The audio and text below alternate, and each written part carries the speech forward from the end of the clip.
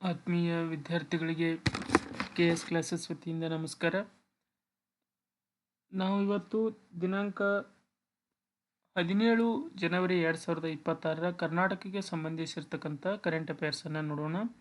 ಈಗಾಗಲೇ 14, 15 ಮತ್ತು 16ನೇ ದಿನಾಂಕದ ಕರ್ನಾಟಕ ಸಂಬಂಧಿಸಿದಂಥ ಕರೆಂಟ್ ಅಫೇರ್ಸ್ನ KS ಕ್ಲಾಸಸ್ ಅಂತಕ್ಕಂಥ ಒಂದು ಯೂಟ್ಯೂಬ್ ಚಾನಲಲ್ಲಿ ಅದನ್ನು ಈಗಾಗಲೇ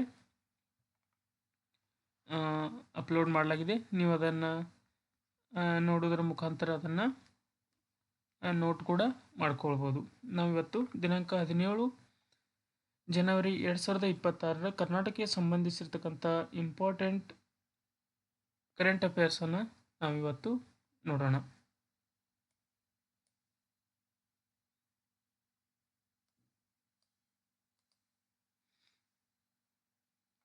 ಮೊದಲನೇದಾಗಿ ಗಿನ್ನಿಸ್ ದಾಖಲೆ ನಿರ್ಮಿಸಿದ NH 544G ಬೆಂಗಳೂರು ಕಡಪ ವಿಜಯವಾಡ ಆರ್ಥಿಕ ಕಾರಿಡಾರ್ ಅಂತಕ್ಕಂಥದ್ದು ಸುದ್ದಿಯಲ್ಲಿದೆ. ಇದು ಯಾಕೆ ಸುದ್ದಿಯಲ್ಲಿದೆ ಅಂದರೆ ಜನವರಿ 2026ರಲ್ಲಿ ಭಾರತೀಯ ರಾಷ್ಟ್ರೀಯ ಹೆದ್ದಾರಿ ಅಂದರೆ national highway authority of India ಮತ್ತು ರಾಜ್ಪಥ್ ಇನ್ಫ್ರಾಸ್ಟ್ರಕ್ಚರ್ ಅಂತಕ್ಕಂಥ ಒಂದು ಸಂಸ್ಥೆ ಜಂಟಿಯಾಗಿ 4 ಗಿನ್ನಿಸ್ ವಿಶ್ವ ದಾಖಲೆಗಳನ್ನು ನಿರ್ಮಿಸಿವೆ.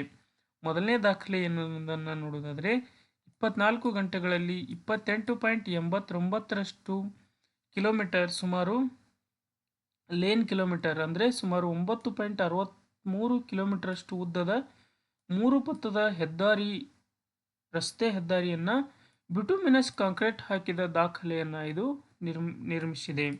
ಎರಡನೇ ದಾಖಲೆ ಏನಂದರೆ 24 ಗಂಟೆಗಳಲ್ಲಿ ಅತ್ಯಧಿಕ ಅಂದರೆ ಸುಮಾರು 10,655 ಮೆಟ್ರಿಕ್ ಟನ್ ಬಿಟುಮಿನಸ್ ಕಾಂಕ್ರೀಟನ್ನು ಇದರಲ್ಲಿ ಬಳಸಲಾಗಿದೆ. ಮೂರನೇ ದಾಖಲೆ ಏನಂದರೆ ನಿರಂತರ ಪೇವ್ಮೆಂಟ್ ಅಂದರೆ ಸತತವಾಗಿ 156 ಲೇನ್ ಕಿಲೋಮೀಟರ್ ಸುಮಾರು 52 ಕಿಲೋಮೀಟರ್ ಉದ್ದದ 3 ಪಥದ ರಾಷ್ಟ್ರೀಯ ಹೆದ್ದಾರಿಯನ್ನು ನಿರ್ಮಾಣ ಮಾಡಿ 84.4 ಲೇನ್ ಕಿಲೋಮೀಟರ್ ದಾಖಲೆಯನ್ನು ಇದು ಮುರಿದಿದೆ. ನಾಲ್ಕನೇ ದಾಖಲೆ ಏನಂದರೆ ನಿರಂತರ ಪ್ರಕ್ರಿಯೆಯಲ್ಲಿ ಒಟ್ಟು 57.500 ಮೆಟ್ರಿಕ್ ಟನ್ ಬಿಟುಮಿನಸ್ ಕಾಂಕ್ರೀಟನ್ನು ಯಶಸ್ವಿಯಾಗಿ ಎರಡೂ ಸಂಸ್ಥೆಗಳು ಜಂಟಿಯಾಗಿ ಬಳಕೆಯನ್ನು ಮಾಡಿವೆ. ದಾಖಲೆ ನಿರ್ಮಿಸಿರ್ತಕ್ಕಂಥ ಸ್ಥಳ ಯಾವುದನ್ನು ನೋಡೋದಾದರೆ ಆಂಧ್ರ ಪ್ರದೇಶದ ಶ್ರೀ ಸತ್ಯಸಾಯಿ ಜಿಲ್ಲೆಯ ಪುಟ್ಪರ್ತಿ ಬಳಿಯ ವನವೋಲು ವಂಕರಕುಂಟ ವಿಭಾಗದಲ್ಲಿ ಈ ಸಾಧನೆಯನ್ನು ಮಾಡಲಾಗಿದೆ. ಈ ಹೆಸರನ್ನು ನೆನ್ಪಿಟ್ಕೊಳ್ಬೇಕು. KPSC ಪರ್ಪಸ್ ಇಂಥ ಪ್ರಶ್ನೆಗಳನ್ನು ಕೇಳ್ತಾರೆ, ನೀವು ಅದನ್ನು ನೋಟ್ ಮಾಡ್ಕೊಳ್ಳಿ. ಯೋಜನೆ ಹೆಸರು ಬೆಂಗಳೂರು ಕಡಪ ವಿಜಯವಾಡ ಆರ್ಥಿಕ ಕಾರಿಡಾರ್ ಅಂತಕ್ಕಂಥದ್ದು. ಈ ಯೋಜನೆಯಡಿಯಲ್ಲಿ ಭಾರತ್ ಮಾಲಾ ಪರಿಯೋಜನಾ ಹಂತ 2ರ ಭಾಗವಾಗಿ ಇದನ್ನು ನಿರ್ಮಾಣ ಮಾಡಲಾಗುತ್ತೆ. ಒಟ್ಟು ಉದ್ದ 518 ಕಿಲೋಮೀಟರ್ ಬೆಂಗಳೂರಿನಿಂದ ವಿಜಯವಾಡದ ಮಾರ್ಗದಲ್ಲಿ. ಅಂದಾಜು ವೆಚ್ಚ 19,320 ಕೋಟಿ ರೂಪಾಯಿ. ಇದರಲ್ಲಿ ಸಂಪರ್ಕವಾಗಿರ್ತಕ್ಕಂಥ ಜಿಲ್ಲೆಗಳು ಯಾವಂದರೆ ಬೆಂಗಳೂರು ನಗರ, ಬೆಂಗಳೂರು ಗ್ರಾಮಾಂತರ ಮತ್ತು ಚಿಕ್ಕಬಳ್ಳಾಪುರ ಜಿಲ್ಲೆ ಪ್ರಮುಖವಾಗಿ ಸಂಪರ್ಕವನ್ನು ಕಲ್ಪಿಸುತ್ತವೆ. ಆಂಧ್ರ ಪ್ರದೇಶದಲ್ಲಿ ಕಡಪ, ಗುಂಟೂರು, ನೆಲ್ಲೂರು ಸೇರಿದಂತೆ ಒಟ್ಟು 8 ಜಿಲ್ಲೆಗಳು ಇದರ ವ್ಯಾಪ್ತಿಗೆ ಬರ್ತವೆ. ಇದರ ವಿಶೇಷತೆ ಏನೆಂದರೆ ಕೃಷಿ ತ್ಯಾಜ್ಯದಿಂದ ತಯಾರಿಸಿದ ಬಿಟುಮೆನ್ ಅನ್ನು ವಾಣಿಜ್ಯಿಕವಾಗಿ ಬಳಸಿದ ವಿಶ್ವದ ಮೊದಲ ಯೋಜನೆ ಇದಾಗಿರ್ತಕ್ಕಂಥದ್ದು. ಇದು ವೆರಿ ವೆರಿ ಇಂಪಾರ್ಟೆಂಟ್. KPSCಯಲ್ಲಿ ಇದನ್ನು ಖಂಡಿತವಾಗಿ ಕೇಳುವ ಚಾನ್ಸಸ್ ತುಂಬ ಇರ್ತದೆ.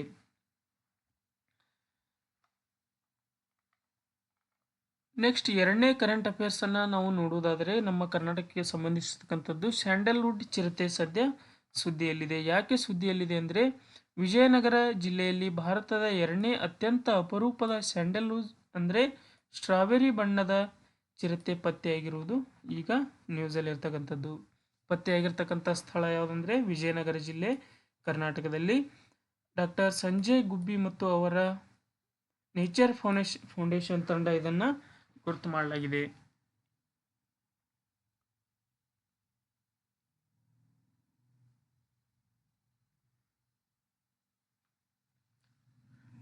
ಹಾಗಾದರೆ ಈ ಚಂದನದ ಚಿರತೆ ಅಂತ ಕರಿತೀವಿ.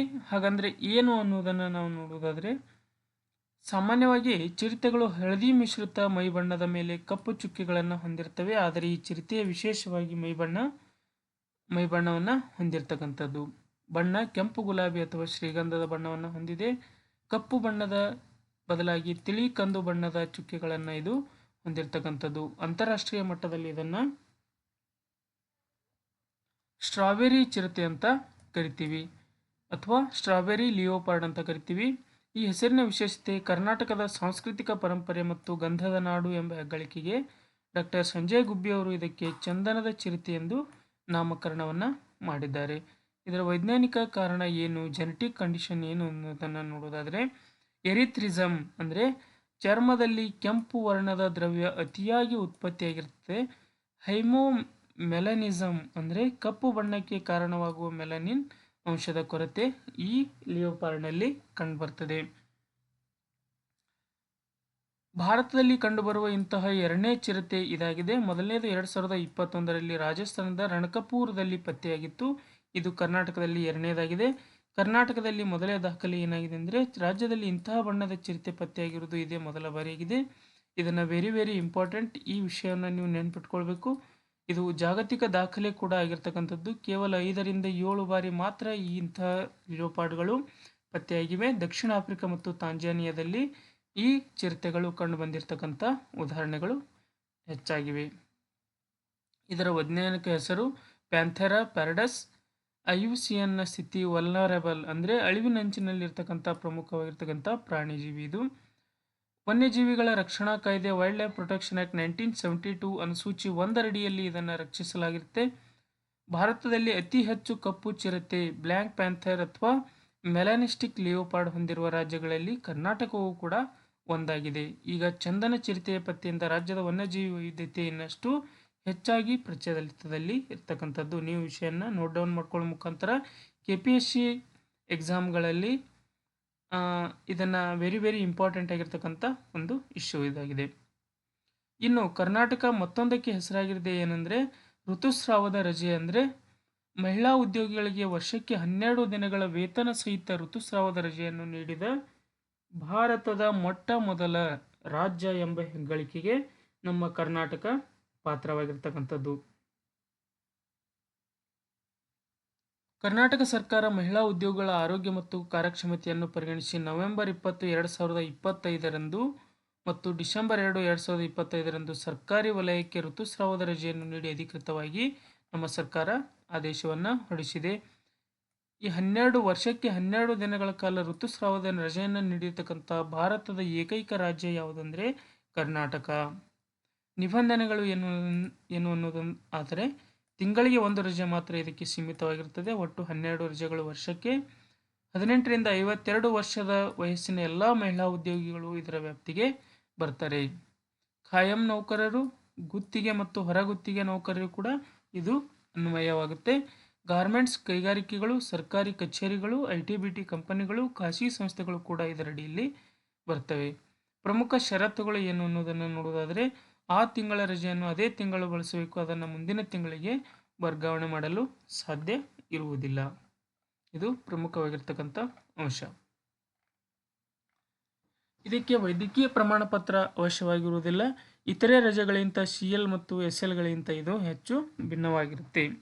ಹಾಗಾದರೆ ಸಂವಿಧಾನಿಕ ಅಥವಾ ಕಾನೂನಿನ ಚೌಕಟ್ಟು ಈ ಯೋಜನೆಗೆ ಯಾವ ರೀತಿ ಅನ್ವಯ ಆಗುತ್ತೆ ಅಂದರೆ, ಸಂವಿಧಾನದ ವಿಧಿ 15/3 ಏನು ಹೇಳುತ್ತೆ ಅಂದರೆ, ಸಂವಿಧಾನದ ವಿಧಿ 13 ಮತ್ತು ಉಪವಿಧಿ 3ರಲ್ಲಿ ಏನು ಹೇಳುತ್ತೆ ಅಂದರೆ, ಮಹಿಳೆಯರು ಮತ್ತು ಮಕ್ಕಳ ಅಭಿವೃದ್ಧಿಗಾಗಿ ರಾಜ್ಯ ಸರ್ಕಾರ ವಿಶೇಷ ಸೌಲಭ್ಯಗಳನ್ನು ರೂಪಿಸಲು ಅಧಿಕಾರವನ್ನು ನೀಡಿದೆ. ವಿಧಿ 21 ಗೌರವಯುತ ಜೀವನ ಹಕ್ಕು ಮತ್ತು ಆರೋಗ್ಯದ ಹಕ್ಕನ್ನು ಪ್ರತಿಯೊಬ್ಬ ಮನುಷ್ಯನು ಕೂಡ ಹೊಂದಿದ್ದಾನೆ. ವಿಧಿ 42 ರಾಜ್ಯವು ಕೆಲಸದ ಸ್ಥಳಗಳಲ್ಲಿ ನ್ಯಾಯಸಮ್ಮತ ಮಾನವೀಯ ಪರಿಸ್ಥಿತಿಗಳನ್ನು ಒದಗಿಸಬೇಕು ಅಂತಕ್ಕಂಥದ್ದು ವಿಧಿ 42 ಹೇಳುತ್ತೆ. ವಿಧಿ 162 ರಾಜ್ಯದ ಕಾರ್ಯಾಂಗದ ಅಧಿಕಾರ ವ್ಯಾಪ್ತಿಯನ್ನು ಬಳಸಿಕೊಂಡು ಆದೇಶವನ್ನು ಹೊರಡಿಸಬಹುದಾಗಿದೆ ಅಂತಕ್ಕಂಥದ್ದು ವಿಧಿ 162 ಹೇಳುತ್ತೆ. ಹಾಗಾದರೆ ಬೆಂಗಳೂರು ಹೋಟೆಲ್ ಮಾಲೀಕರ ಸಂಘ ಕೆಲವು ಸಂಸ್ಥೆಗಳು ಈ ನೀತಿಯನ್ನು ಪ್ರಶ್ನಿಸಿ ಹೈಕೋರ್ಟ್ನಲ್ಲಿ ಏನು ಮಾಡಿವೆ, ದಾವೆಯನ್ನು ಹೂಡಿವೆ. ಆಕ್ಷೇಪಣೆ ಏನು ಅನ್ನುವುದನ್ನು ನೋಡುವುದಾದರೆ, ಕೇಂದ್ರದ ಕಾರ್ಮಿಕ ಕಾನೂನುಗಳಲ್ಲಿ ಇದಕ್ಕೆ ಅವಕಾಶವಿಲ್ಲ ಅಂತಕ್ಕಂಥದ್ದು ಅವರ ವಾದ. ಸರ್ಕಾರ ಕೇವಲ ಎಕ್ಸಿಕ್ಯೂಟಿವ್ ಆರ್ಡರ್ ಮೂಲಕ ಇದನ್ನು ಕಡ್ಡಾಯಗೊಳಿಸಲು ಸಾಧ್ಯವಿಲ್ಲ ಅಂತಕ್ಕಂಥದ್ದು ಅವರ ಆಕ್ಷೇಪಣೆಯಾಗಿದೆ. ಡಿಸೆಂಬರ್ 9, 2025ರಂದು ಹೈಕೋರ್ಟ್ ಆರಂಭದಲ್ಲಿ ತಡೆ ನೀಡಿದರೂ ನಂತರ ಇದಕ್ಕೆ ಮತ್ತೆ ಅನುಮತಿಯನ್ನು ನೀಡಲಾಗಿದೆ. ಭಾರತದಲ್ಲಿ ಬಿಹಾರ್ ಮೊದಲ ಬಾರಿಗೆ ಸರ್ಕಾರಿ ಮಹಿಳಾ ನೌಕರಿಗೆ 2 ದಿನಗಳ ರಜೆಯನ್ನು ನೀಡಿತ್ತು. ಕೇರಳ ವಿಶ್ವವಿದ್ಯಾಲಯಗಳ ವಿದ್ಯಾರ್ಥಿಗಳಿಗೆ ಈ ರಜೆಯನ್ನು ಘೋಷಿಸತಕ್ಕಂಥ ರಾಜ್ಯ. ಒಡಿಶಾ ಇತ್ತೀಚೆಗೆ ಸರ್ಕಾರಿ ಹಾಗೂ ಖಾಸಗಿ ವಲಯದ ಮಹಿಳಾ ನೌಕರರಿಗೆ 1 ದಿನದ ರಜೆಯನ್ನು ಘೋಷಿಸಿರ್ತಕ್ಕಂಥದ್ದು. ನೀವು ಇದನ್ನು ನೆನ್ಪಿಟ್ಕೊಳ್ಬೇಕು, ನೋಟ್ ಡೌನ್ ಮಾಡ್ಕೊಳ್ಬೇಕು. ಮತ್ತು KS ಕ್ಲಾಸಸ್ ಅಂತಕ್ಕಂಥ ಯೂಟ್ಯೂಬ್ ಚಾನಲ್ನ ಸಬ್ಸ್ಕ್ರೈಬ್ ಮಾಡೋದರ ಮುಖಾಂತರ ಮುಂದಿನ ತರಗತಿಗಳನ್ನು ನಿಮಗೆ ಉಚಿತವಾಗಿ ಸಿಗಲಾಗುತ್ತೆ. ಮತ್ತು ಸಬ್ಸ್ಕ್ರೈಬ್ ಮಾಡೋದ್ರ ಮುಖಾಂತರ ವಿಡಿಯೋನ ಎಂಡ್ವರೆಗೆ ನೋಡೋದ್ರ ಮುಖಾಂತರ KS ಕ್ಲಾಸಸ್ಸನ್ನು ಸಪೋರ್ಟ್ ಮಾಡಿ ಅಂತ ಹೇಳ್ತಾ ಧನ್ಯವಾದಗಳು.